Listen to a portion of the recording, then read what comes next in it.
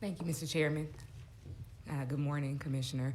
So I guess my first question, because I have a few different questions to hit at, but would you say that in Texas we currently have school choice, that parents have the option and the ability to choose the school of their liking? Because I know that's been a big conversation and it seems to be some confusion for the public and maybe others, so just wanted to hear your perspective. So a couple of different ways. One, if you have enough, if your personal income is enough, you can buy a house anywhere in Texas, and you get to exercise choice that way.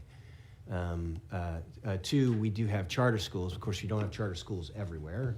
And then three, districts can, but they are not required to accept students who are sort of transferred either from a different district or a different part of within their district. So there's some mechanism for choice of enrollment to be exercised with those limitations today in Texas. Thank you for answering that. And just kind of to touch on what my colleague Rep. Berry mentioned earlier about this public perception that our schools are not working and somehow are broken.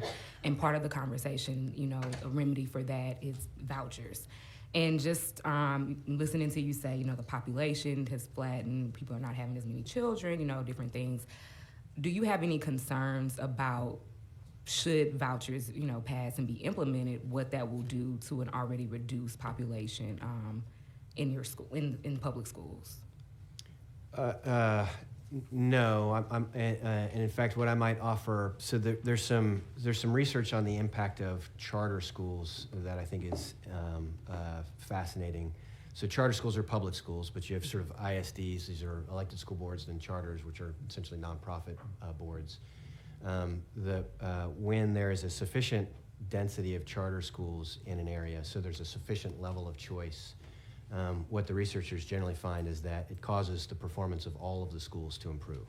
So both the traditional ISDs, where students may be leaving to go to a charter, and then the charters that they're there, it raises performance overall. This has been an effect that has been seen in Texas. It's been seen nationally for the better part of 20 years.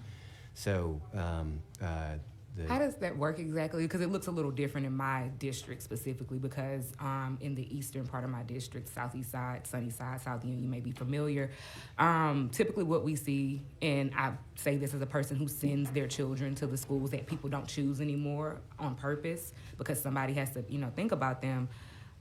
If there's a higher concentration of charter schools, but there's also not much growth in that area, people are not moving to that area, what happens to the public school in that community if they have less students to work with? I don't know how that would work as far as raising standards. One, and this is something I used to see when I worked for the teachers union, people would avoid coming to schools in Sunnyside, Third Ward, mainly because you can get your career ruined as a first-year teacher at a school like Yates, which is a school that my son goes to, I'm very proud of.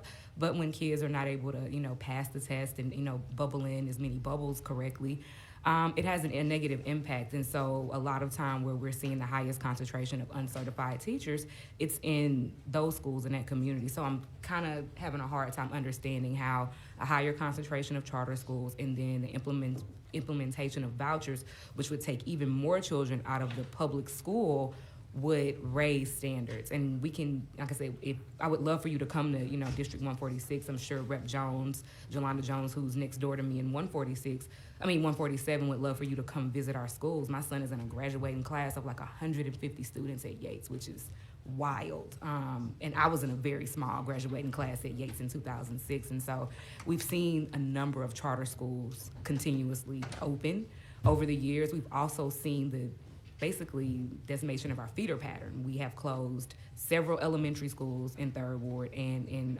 Sunnyside and South Union. I think we're down to one middle school that feeds directly into Yates. And so again, I'm just trying to get an understanding of how those standards are raised. Also, if you say that, and I know that this is still, tied up in the court system, but the new rating system doesn't seem to align because we've had, a burst explosion of charter schools. We are going to maybe push ourselves in a situation that's going to weaken our public schools anymore. And then if that rating system is allowed to stand, all of the schools, for the most part, from what I've seen, and I don't have it all in front of me, they're going to lower ratings. So again, I'm just trying to get a better understanding. I know that you and I share that mostly our understanding of teaching profession is observational, so I want to figure out like what I'm missing here. I don't know that I don't think I fully understand the last part of your question, which was the A through F rating system. It seems like standards, it seems like there's not been an improvement, but over time, and I'm just gonna throw out maybe 10 years or so, within our communities where we're seeing our lower income, mostly black and brown communities where we are losing students. I mean, just, it's really sad, honestly. And you're saying that based on this research. And so the research is there, but I'm just speaking anecdotally, which is Sure. not scientific. It's just my observation that we've had more and more charter schools open. We are potentially, again, going in a direction where we're going to create a system that makes it easier for even more people to leave the public school system. I don't know how the public school in a community survives when there are no students. Are the students that are left behind, that smaller number, are they doing better somehow? Because it seems to me most of those students are in those schools that are left behind in those schools or there don't really have a choice to go other places. Yeah. Like, again, I choose to send my children to school in their neighborhood because, again, those kids are going to grow up and still be members of our society. And so I do the best that I can to make sure that people know that people still care about those children. I don't fault anybody for busing their child across town or putting them in a different situation. But again, I'm just trying to get back to the children that are left in those public schools that have low enrollment, that have a higher proliferation of uncertified teachers. The teacher turnover rate is extremely high. How are they doing better because they're in more charter schools or private schools in the surrounding area? Yeah. I'm just trying to get to what I can do is I can try to track down this study and send it to you. The authors of the study observe the effect. I don't think they, like, the reason for the effect is not something that you can hypothesize about, but I don't think that that's firmly established. Then how you interpret the study and what you choose to do with it. All I'm aware of is generally the effects of additional choice options have been shown historically to cause positive performance improvements overall. And I can hypothesize as to why. There's any number of reasons that lead ultimately to whether students are learning. Some of them is the total level of funding provided as a resource base to that school. But again, Principal A and Principal B might be making very, very different management decisions. And with the same underlying resource, one school might be significantly outperforming another. So a lot of this has to do with specific leadership decisions that are made campus by campus, district by district. And just for my own knowledge, when was the last time you visited a school in HISD, just specifically? And I'm meaning one of the ones that aren't the first choice for most parents. I've been to a bunch of HISD schools. Mm-hmm. I'd have to look at my calendar to see like when the last time I was there, but I get to the Houston area with some frequency in Houston ISD. I'd have to get back with you, but. And I'd like to invite you because I know you take your job seriously. I know it's hard work running one of the best public education systems in the state. You would agree this is one of the best. But again, I just have some major concerns about the accountability. And within HISD, we have a very interesting situation because our superintendent, our board of managers really doesn't answer to us. They answer to you and then, a large part answer to the governor.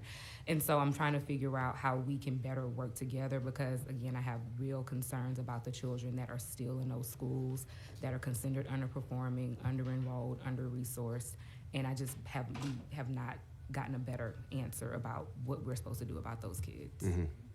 I'm happy to meet with you anytime to discuss the matter further. Next time I'm in Houston, we'll certainly notify you so you can join us on a school visit. There are 9,000 campuses in Texas, so it is somewhat difficult for me to get to all of them with any frequency. No, I get it. But yeah, I told you last time we met, part of the reason I ran for office so I could get some FaceTime with you. So now I'm here and I'd like to make that happen. Thank you. Yes, ma'am. All right. So members, at about 9:50, we're going to break to